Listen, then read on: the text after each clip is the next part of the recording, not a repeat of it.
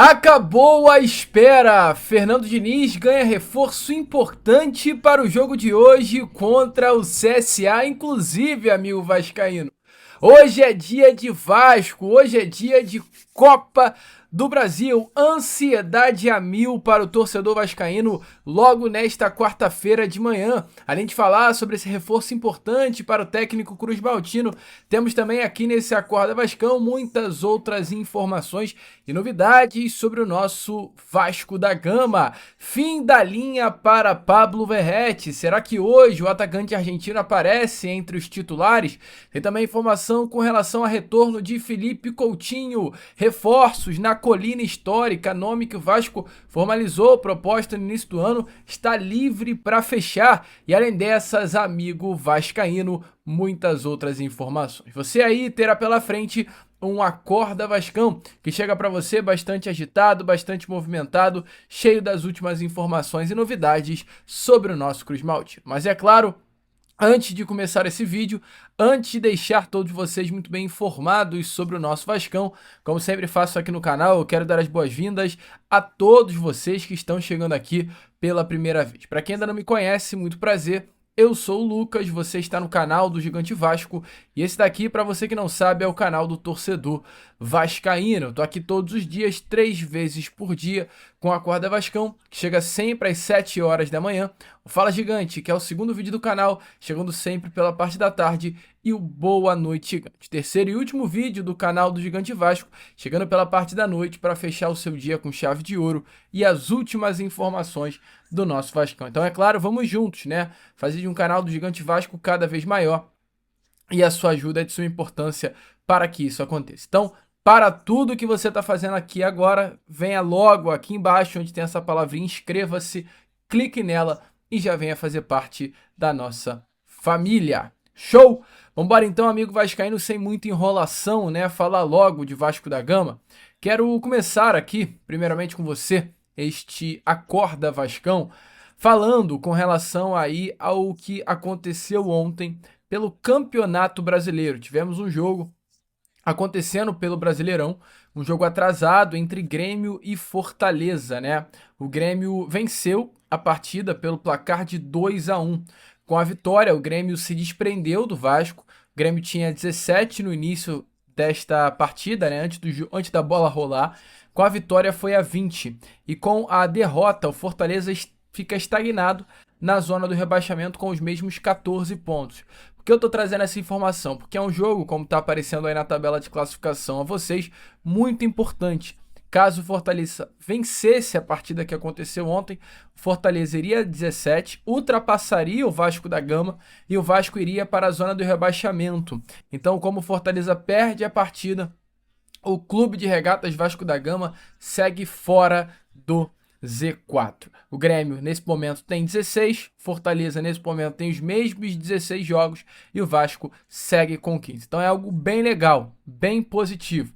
Olhando ali até o 10º colocado, o Vasco tem um jogo a menos que o Inter, que tem 16, 2 jogos a menos que o Corinthians, que tem 17, tem o mesmo número de jogos que o Fluminense e Atlético, um jogo a menos que o Grêmio, 2 jogos a menos que o Vitória, um jogo a menos que o Santos, um jogo a menos que o Fortaleza, mesmo número de jogos que o Juventude, mesmo número de jogos que o Sport. Essa é a hora do Vasco dar uma respirada. O Vasco tem um jogo atrasado contra o Juventude em Caxias do Sul e contra o Bahia em São Januário. Para no mínimo o Vasco conseguir conquistar 4 pontinhos aí nesses 2 jogos. Com 4 pontos, o Vasco já vai a 19 e dá uma respirada na tabela de classificação. Mas, é claro, né? A cabeça hoje do torcedor vascaíno não tá nem um pouquinho ligada ao Campeonato Brasileiro. O vascaíno nessa quarta-feira ele quer saber de Copa do Brasil, pois hoje, às 7 horas da noite, às 19 horas, no estádio Rei Pelé, em Maceió, o Vasco da Gama enfrentará a equipe do CSA. Jogo importante, jogo decisivo, é jogo de ida das oitavas de final da Copa do Brasil. O Vasco decide esse jogo dentro do Caldeirão de São Januário. CSA que não vive um bom momento olhando a temporada de 2025. CSA hoje é uma equipe que disputa a Série C do Campeonato Brasileiro e está muito mal das pernas. CSA hoje é o 9º colocado da terceira divisão do Brasileirão com 18 pontos. estando a 5 pontos atrás do Náutico, que é o quarto colocado, é o primeiro clube dentro do G4 da terceira divisão. Olhando aí para o lado do nosso Vascão, informação importante, ontem o Vasco treinou pela parte da manhã no CT Moacir Barbosa. À tarde, o elenco Cruz Maltino pegou um voo em direção a Maceió, chegou em Maceió na noite de ontem. O elenco foi muito bem recebido por parte dos torcedores vascaínos que estavam presentes no hotel. Ontem, inclusive após o treino, foi divulgada a lista de relacionados do Vasco da Gama, além da grande novidade, né, do Felipe Coutinho, talvez aí o principal nome dessa lista, né, inclusive o grande reforço do técnico Fernando Diniz, informação que eu vou trazer aqui já já. Tivemos as grandes duas novidades, que foi a presença do Paulinho nessa lista e também do lateral esquerdo Riquelme. Eu falo do Paulinho, não é do Paulinho Paula não, tá? É do Paulo Ricardo. O Paulinho, cria da base Cruz Maltina, jogador que o Atlético Mineiro formalizou uma proposta. Então, é o Vasco com o técnico Fernando Diniz oportunizando a base do nosso Vascão. Além do retorno de Felipe Coutinho, que para mim é o principal nome hoje desse elenco, camisa 10 inclusive, que infelizmente se machucou na partida contra o Botafogo em Brasília, no jogo de volta após a parada para o Mundial de Clubes, virou desfalque do Vasco por 2 semanas, né? Felipe Coutinho fez muita falta, eu não tenho dúvidas, para o elenco Cruz Maltino. O Felipe Coutinho sai naquele jogo contra o Botafogo. O Vasco ele faz um primeiro tempo muito bom, inclusive ali no Mané Garrincha. Quando o Felipe Coutinho sai, o futebol do Vasco ele vai embora. O Vasco logo sofre 2 gols e perde aquela partida pelo placar de 2-0. No jogo na altitude, o Vasco começa melhor, mas ainda com dificuldades, com o Lucas Piton expulso e sem o Coutinho em campo. O desempenho vai lá para baixo. Jogo contra o Grêmio em São Januário, o Vasco também consegue melhor, mas ainda pouco entendendo a partida. O jogo contra o Independente Del Valle em São Januário é um jogo também ruim do Vasco. E o Vasco ele começa a se entender agora, assim, o Coutinho contra o Internacional. Parece que o elenco, né, começou com o técnico Fernando Diniz durante os treinos a entender como seria sem o camisa 10 em campo. Nuno Moreira foi puxado para essa posição de 10 e conseguiu se movimentar e conseguiu entender como funciona a posição. David caindo pela ponta, o Ryan na outra e o Verratti no meio. O Vasco conseguiu se entender ofensivamente apenas agora, após 4 jogos de desfalque do Felipe Coutinho. E ele volta para suprir essa carência da criação. O técnico Fernando Diniz é um profissional que gosta de trabalhar com esse camisa 10 e o seu jogo passa muito por esse jogador. Inclusive o próprio Diniz ele fala muito que a ausência do Coutinho prejudicou o trabalho dele após a parada do Mundial de Clubes. Por quê? Ele revela que o Coutinho era um jogador que estava mais desempenhando nos treinos durante a parada e que o seu jogo é fundamental a participação desse camisa 10. Então demorou para o Vasco engrenar sem o Coutinho. O Vasco conseguiu se entender, mas que bom que o Cria está de volta, tá? Se estiver 100%, é claro, o Coutinho será titular e a expectativa é que ele entre na vaga do David. E a gente já emenda aqui, é claro, no assunto Pablo Verratti, porque, ao meu ver, hoje, o David não era para sair de campo. David foi um jogador que jogou muita bola contra o Internacional. Ao meu ver, foi o grande nome daquela partida, mesmo o Ryan tendo feito gol. Quem deu assistência para o gol do Ryan foi o próprio David, jogador que desde que voltou de lesão tem 240 minutos em campo, 1 assistência, 2 grandes chances criadas, 5 passes decisivos, 5 finalizações, 4 dribles certos, jogador que voltou muito bem. Ele foi o destaque SofaScore, inclusive, da partida contra o Inter, tendo em 74 minutos 1 assistência, 1 grande chance criada, 4 passes decisivos, 3 dribles certos, de 6 duelos que disputou, ganhou 4. Então, o David jogou muita bola. Eu acho assim, não uma falta de respeito, mas eu acho um vacilo com o DVD tirá-lo de campo para dar vaga ao Felipe Coutinho. Para você ter noção, desde que fez a sua terceira David fez a sua terceira partida agora, né, contra o Inter, com mais chances criadas no Brasileiro desde que subiu ao profissional. Então foi um dos melhores jogos do David, não apenas no Vasco, mas como em toda a sua carreira. Mas, amigo, é a questão que envolve Pablo Verratti. O Diniz não vai tirar o Verratti. E, ao meu ver, hoje, o senhor Pablo Verratti é um jogador que tem que sair do Vasco. Tá aparecendo aí na imagem a vocês a partida contra o Internacional. Um jogo completamente constrangedor do camisa 99 argentino. Tá aparecendo primeiramente os gols perdidos pelo Pablo Verratti, chances claras que o Vasco da Gama entregou a ele para criar, o elenco do Vasco proporcionou a ele. Esse lance que para mim é um dos piores, que vai aparecer também Uma puxada de contra-ataque do Ryan pela ponta, um cruzamento pro Verratti para ele fazer o gol. A bola bate na canela dele e sobe.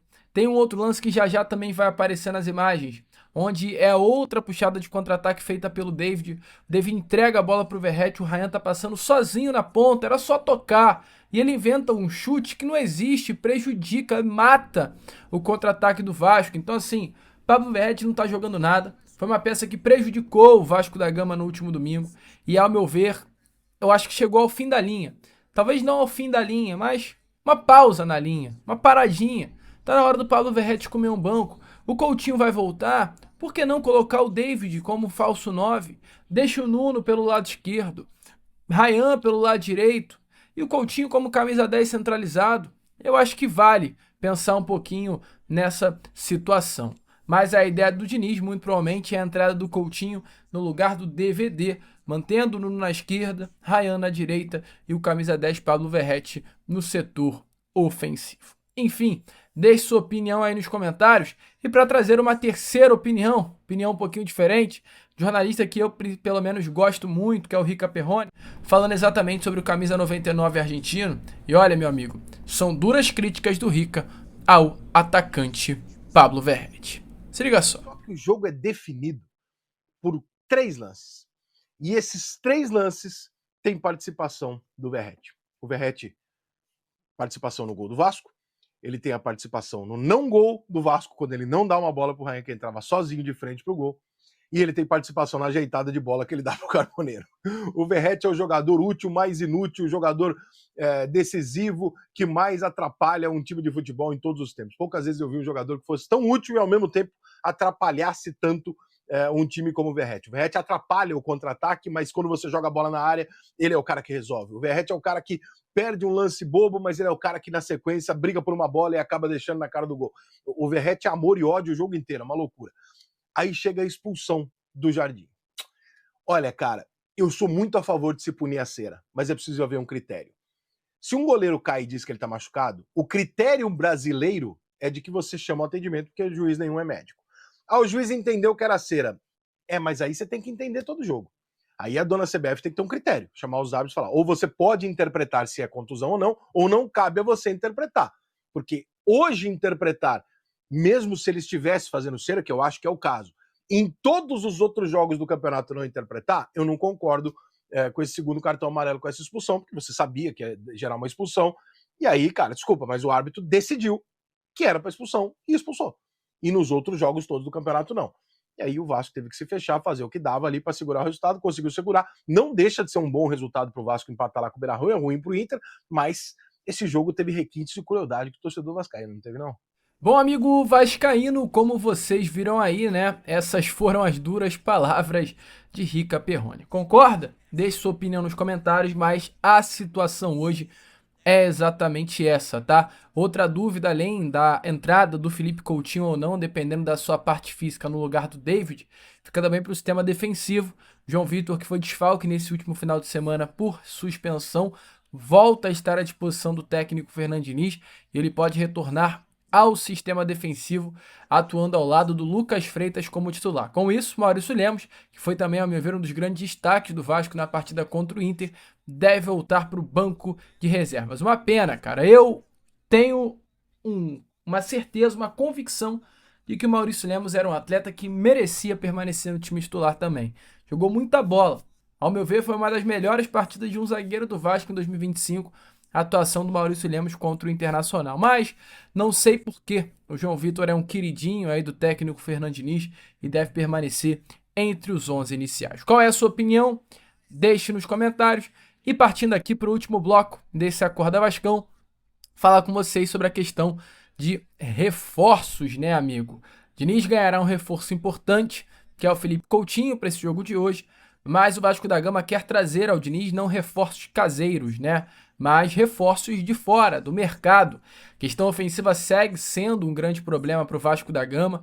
A gente vê, por exemplo, na partida contra o Internacional, quando o Vasco precisava ter jogadores para entrar no setor ofensivo e o Diniz olha para o banco e vê Alex Teixeira e Lodi Augusto e Garré como as suas opções. Definitivamente um problema tá ali. E o Vasco segue tentando, junto ao mercado, entregar opções para o treinador. Ontem tivemos uma notícia bem interessante e importante. O jornalista Uriel Yugit trouxe a informação que o venezuelano Darwin Maquis não renovou com o Real Valladolid e está nesse momento livre no mercado, tá? Quem é esse jogador? Darwin Daniel Maquis, marcano, é venezuelano, jogador ponta esquerda e também atua na ponta direita, 1,71 m de altura, jogador de seleção, que iniciou a sua carreira no Mineiros da Venezuela, passou por Granada, Vitória de Guimarães de Portugal, Hércules da Espanha, rodou o futebol espanhol. Foi o nome que o Vasco da Gama no início da temporada chegou a formalizar uma proposta, tá? A informação que eu tenho é que até o momento o Vasco não tentou um retorno no contato por esse jogador, mas é um atleta que com toda certeza está aí na mira do nosso Cruz Maltino. Um jogador interessante, um jogador que o Vasco entende que há potencial por uma contratação, não à toa, tentou contratá-lo no início da temporada, mas como ele ainda tinha contrato vigente com o Real Valladolid, o Vasco enfrentou dificuldade para conseguir a sua contratação. Agora, livre no mercado, tende a ficar mais fácil. A expectativa, porém, é que o Vasco não vá em cima dele, porque hoje a grande prioridade do Vasco é o Andrés Gomes. O Vasco vai esperar a situação do Andrés Gomes ser fechada, definida, assim, definida ou para o bem ou para o mal. Definindo por bem, o Vasco achou o seu reforço para o setor ofensivo. Se as coisas não andarem, a situação com o Davi Maquis pode sim ser reaberta. A proposta hoje por Andrés Gomes está nas mãos do Renês, uma proposta por empréstimo até o meio do ano que vem, pagando pelo empréstimo 500 mil euros, 3 milhões de reais, e tendo uma obrigação de compra no valor de 3 milhões e meio de euros de forma parcelada, ou seja, um valor aí próximo à casa dos 21 milhões de reais, pagando de forma parcelada a partir do meio do ano que vem. Essa é a proposta feita pelo Vasco por um jogador interessantíssimo, um atleta que tem números muito bons. Para você ter noção, Andrés Gomes por Renês e Real Salt Lake desde 2024, né? Ele tem 44 partidas, sendo 26 como titular, 16 gols marcados, 8 assistências, no total 24 participações em gols e 26 partidas iniciando no jogo. 99 minutos que ele precisa para participar de gol, 12 grandes chances criadas, 47 passos decisivos, 69 dribles certos, 47 desarmes. Números de fato impressionantes que credenciam o Andrés Gomes como um grande jogador e, caso se concretize, um grande reforço para o Vasco da Gama. O Vasco se movimentando no mercado da bola, buscando trazer para o técnico Fernando Diniz, volto a repetir, né, as melhores opções para o setor ofensivo. Bom nome? Deixe sua opinião nos comentários, porque eu, Lucas, vou ficando por aqui. Esse foi o nosso Acorda Vascão, primeiro vídeo apenas dessa quarta, e já já eu tô de volta para trazer ainda mais novidades e informações a todos vocês com o nosso Fala Gigante, que chega pela parte da tarde. Vamos que vamos, curta, compartilhe, se inscreva e, como eu sempre falo aqui no canal, saudações vascaínas!